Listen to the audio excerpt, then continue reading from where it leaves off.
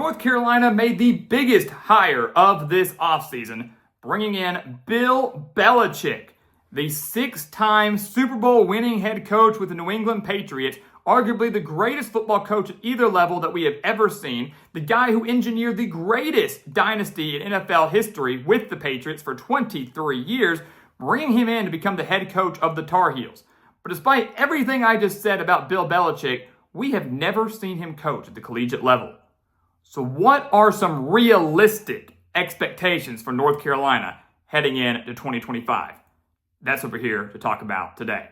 So welcome back to the Gridiron Expert, guys. We're so glad you could join us. As always, please continue to like, comment, subscribe, share our videos, and check out everything down in the description below. That includes our website, thegridironexpert.com, home to our expert picks, home to our weekly newsletters, home to tons of exclusive content there to help you get through this offseason, because the season never ends. It never dies here at our channel. We're talking football with you year-round at the Gridiron Expert, and we'd love for you to take advantage of all of it. We'd love for you to become a member of our GE Nation. Again, all the more reason to subscribe, tell your friends, hit that notification button, and again, just soak in all of the content year-round.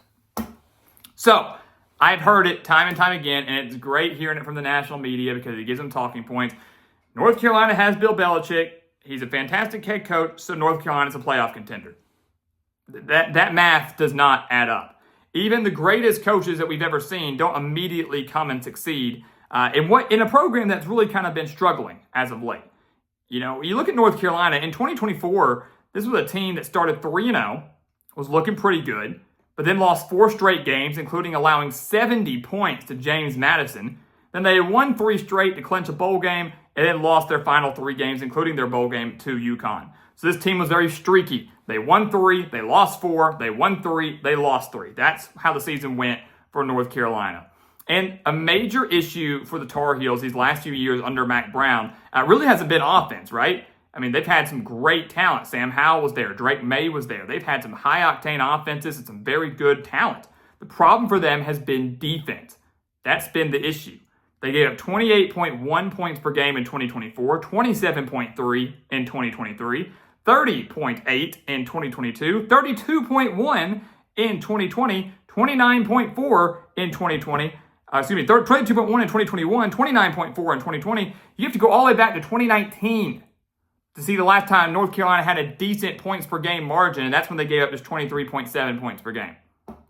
It's been a long time since North Carolina has had a competent defense. One, they gave their fans faith every time they took the field.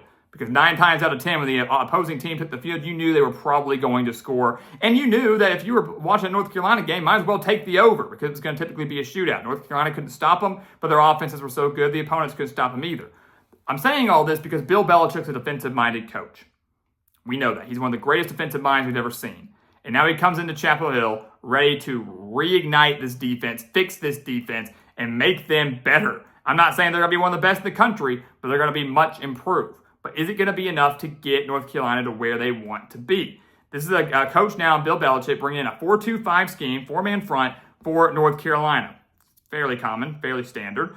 This is what he's typically done for a lot of his career. But he's obviously very innovative. One thing that he's done very well is kind of adapting to the college level rather quickly.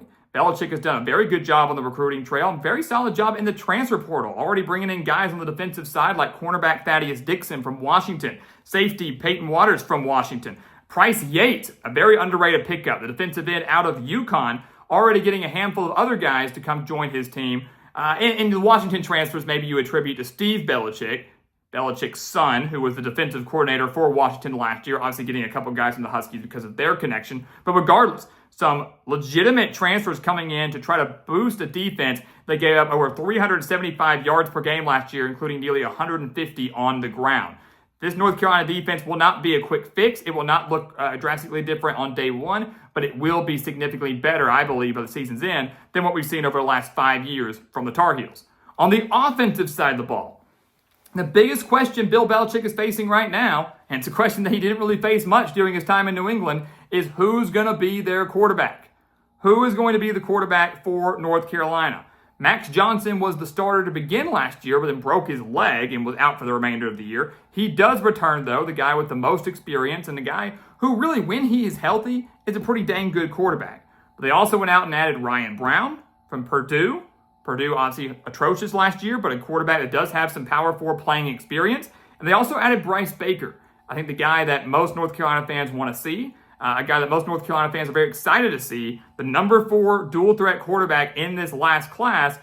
Problem is, obviously, despite how talented he may be, despite all the hype surrounding him, he has no experience as compared to Brown or Johnson. So a lot of questions at quarterback right now, who Bill Belichick will ultimately settle on for week 1 against TCU. That remains to be seen. But I think they've got 3 very capable guys there. And if you ask my honest opinion, I think it should really come down to Max Johnson or Bryce Baker. I think that's what it's ultimately going to come down to in the end.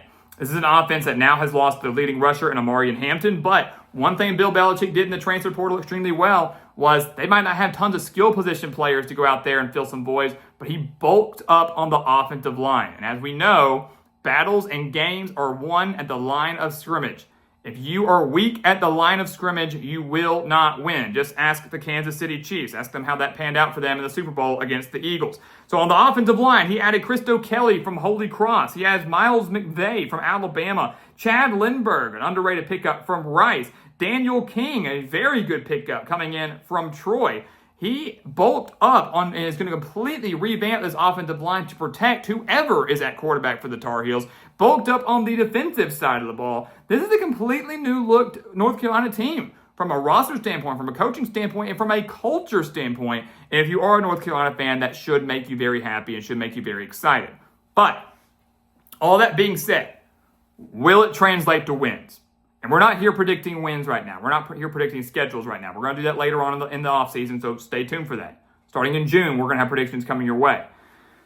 But again, just because Bill Belichick is such a great coach, just because he is who he is, because he's done well through the transfer portal on the recruiting trail, and because of the mindset that he has, does not mean that North Carolina is going to be an ACC title contender. It does not mean they're going to be a 12 team, one of the 12 teams in the college football playoff. I would love to see that personally. But take a look at the schedule. They open up the season against TCU. That's not an easy game. Yes, they get to host TCU, so it's massive to get them at home, but this is a Horned Frogs team that won 9 games last year and has a little bit more continuity across the board than North Carolina. So all eyes will be on this game on Labor Day Monday, no doubt about it, but it's not an opportunity for Bill Belichick to kind of ease into the collegiate scene. It's not an opportunity for his new players to ease into it against some cupcake squad. No, it's going to be a tough game. And they get a couple 2 easy ones after that, and they have a non-conference game on the road against UCF. That's not going to be easy. So honestly, if I'm North Carolina, I'm hoping that you at least split the TCU and UCF games. If you can be 3-1 heading into October, I think that's good. Obviously, 4-0 would be even better. But let's temper expectations a little bit. 3-1, split the matchups against TCU and UCF, and you're looking good. Because after that, once you jump into conference play, it gets a little tougher. The first conference game for Bill Belichick, how fitting, is going to be at home against Clemson. Wow.